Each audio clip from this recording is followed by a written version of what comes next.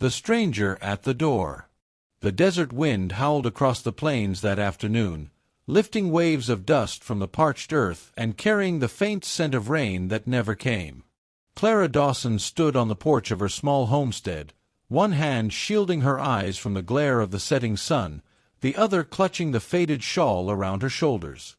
She had grown used to silence since her husband died the winter before, used to the creak of wood, the sigh of wind, the lonely cry of coyotes in the distance. Her nearest neighbor lived 15 miles away, and visits were rare. She'd learned to live on her own, to draw water from the well and milk the one cow her husband had left behind. It wasn't much, but it was enough to keep her alive. That afternoon, though, the silence broke. She saw movement down the road, something dark against the bright horizon.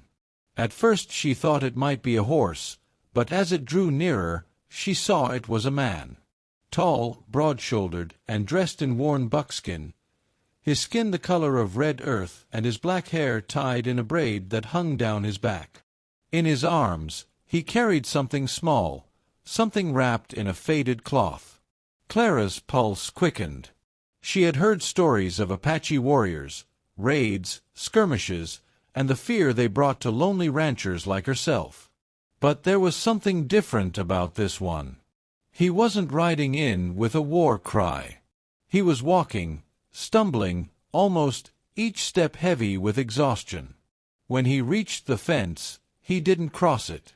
Instead, he stopped, swaying on his feet, and looked up at her with eyes dark as coal and just as hollow. "I mean no harm," he said in halting English. His voice was rough, like gravel. "Please, milk. For baby." Clara's gaze dropped to the bundle in his arms.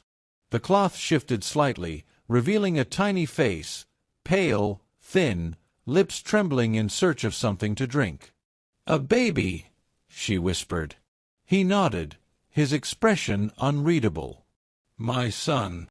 "Mother gone." His voice caught on the last word, like a man choking on grief too deep to hide. For a long moment, Clara didn't move. Every story she'd ever heard screamed in her mind, "Don't trust them. They'll rob you. They'll take what's yours." But then the baby whimpered, a thin, hungry sound that pierced through the fear like a knife through paper. Her heart clenched. "Wait here," she said softly, disappearing into the house. She returned moments later with a small clay cup half full of cow's milk.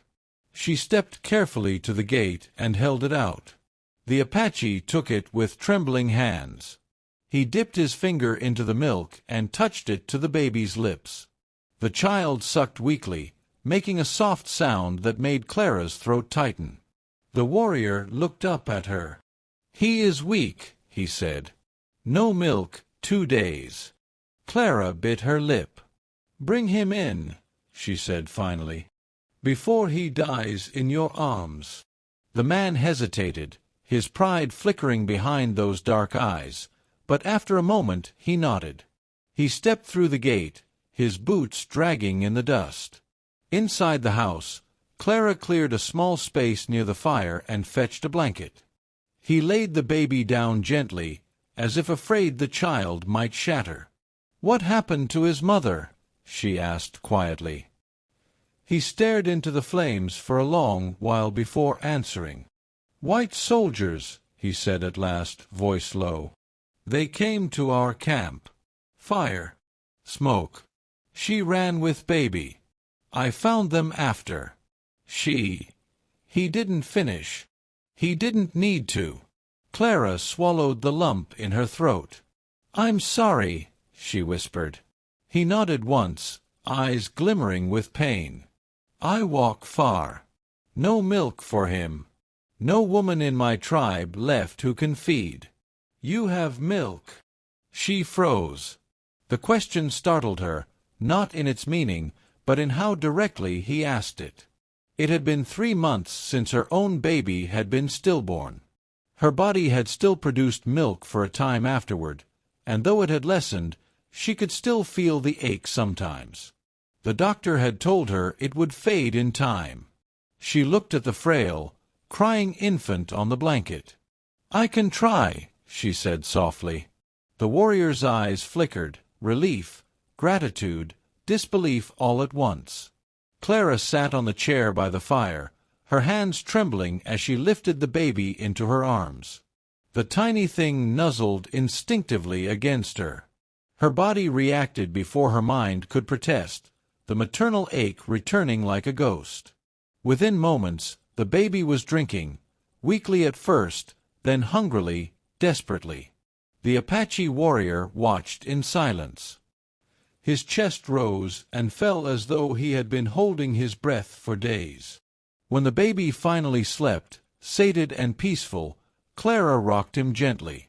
For the first time in months, she felt something stir inside her that she had thought died with her own child. A purpose, a warmth, a reason to keep breathing.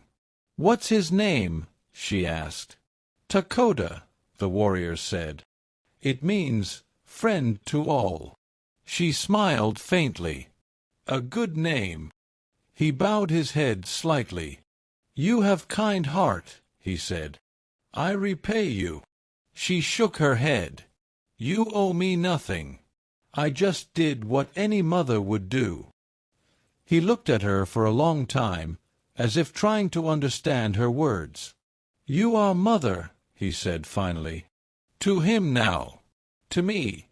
Maybe you are hope." Clara didn't answer. She simply looked down at the sleeping child in her arms, feeling tears blur her vision. Outside, the wind carried the last rays of sunlight over the mountains. For the first time since her husband's death, Clara didn't feel quite so alone. And for the Apache warrior who had crossed desert and death to save his son, a new kind of peace began to take root, one born not of war, but of the quiet strength of a woman who had nothing left to give, yet gave everything. A home between worlds. The morning sun poured through the cracked window, painting gold on the wooden floor. Clara awoke to the faint sound of a baby's soft breathing beside her bed. For a brief, confused moment, she thought it was her own child, the one she'd lost before he took his first breath. But when she turned, she saw Dakota, small and perfect, his tiny fist curled near his cheek. The Apache warrior, whom she now knew as Nakai, sat quietly in a chair near the hearth, sharpening his knife. His movements were calm, deliberate, his face still and unreadable. "You didn't sleep," Clara murmured, pulling her shawl around her shoulders. Nakai shook his head. "I am used to watching," he said simply. "Too many nights in the open. Too many enemies." Clara poured him a cup of coffee. He took it with a nod, his large, calloused hands dwarfing the cup. They didn't speak for a while. Outside, the world was waking, roosters crowing, the wind brushing through dry grass, and far away, the faint echo of hooves. Life continued, though everything in Clara's home had changed in just one day. After feeding Dakota again, Clara stepped out to tend the cow. She found Nakai already there, repairing the fence post that had come loose weeks ago. His skill surprised her, every movement precise, efficient, silent. "You don't have to," she said. He looked up, his eyes soft. "You gave life to my son," he replied. "I give hands to your home." It was strange, this quiet understanding between them. He didn't smile much, didn't speak unless needed, but she began to notice how he always moved gently when Dakota cried, how he stood protectively near the door at night, how his eyes softened when she rocked the baby to sleep. Days turned into weeks. Word spread through the nearby town, rumors of a white woman sheltering an Apache warrior. Clara knew they'd come eventually. People in these parts didn't forget the wars, the raids, or the fear. It happened one afternoon when she went to trade eggs for flour. The shopkeeper, Mr. Halley, leaned across the counter with a frown. "Clara, folks been talkin'.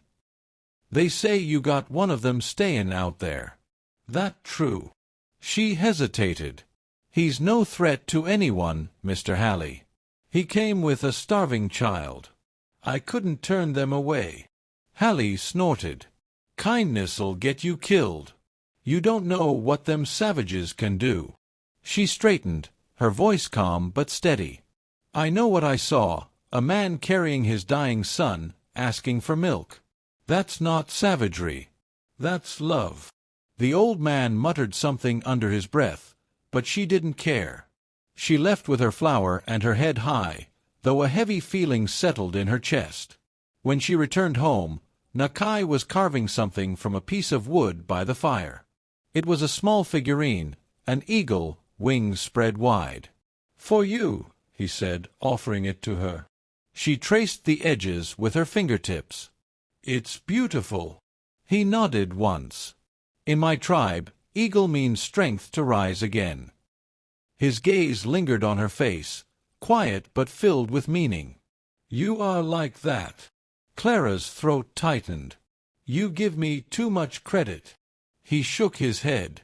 "You gave life where there was death. You gave home to one who had none." That night, as Dakota slept between them, Clara felt a warmth she hadn't known in years. It wasn't romantic, at least, not at first. It was something older, deeper. Two souls bound by grief, rebuilding something fragile from the ashes. But peace never lasted long in the frontier.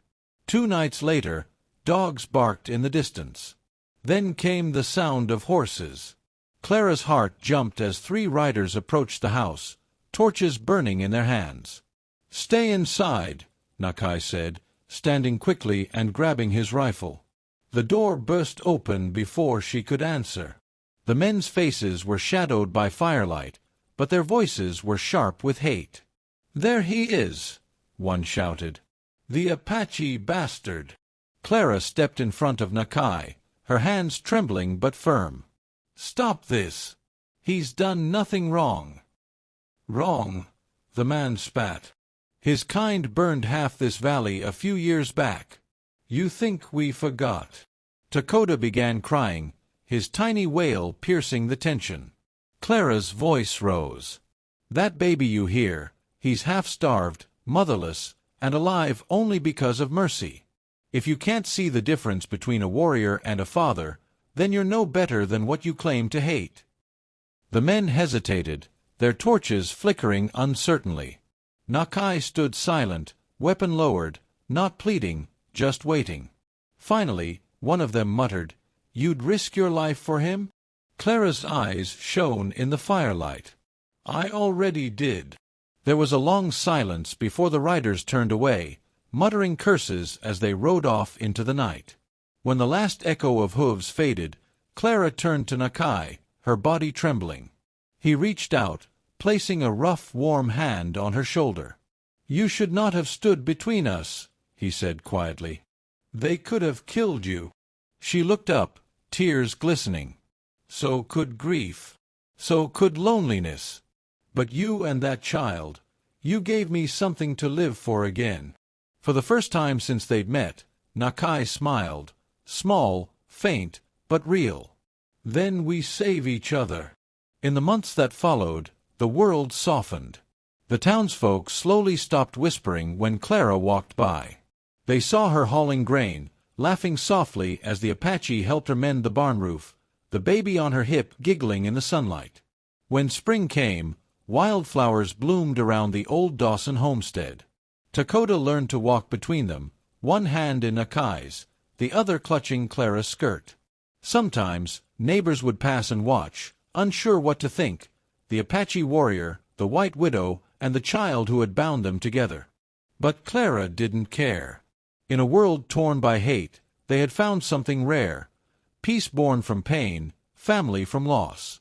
One evening, as the sun sank red over the plains, Nakai whispered softly, "You gave my son milk. But more than that, you gave him a mother. And me, a home." Clara's heart swelled. She took Dakota into her arms, and for the first time since her husband's death, she looked to the horizon not with sorrow, but with hope. The wind carried the sound of the boys' laughter, mingling with the soft song of the desert. And somewhere between the earth and sky, where the wild met the tender, love quietly took root, strong, silent, eternal.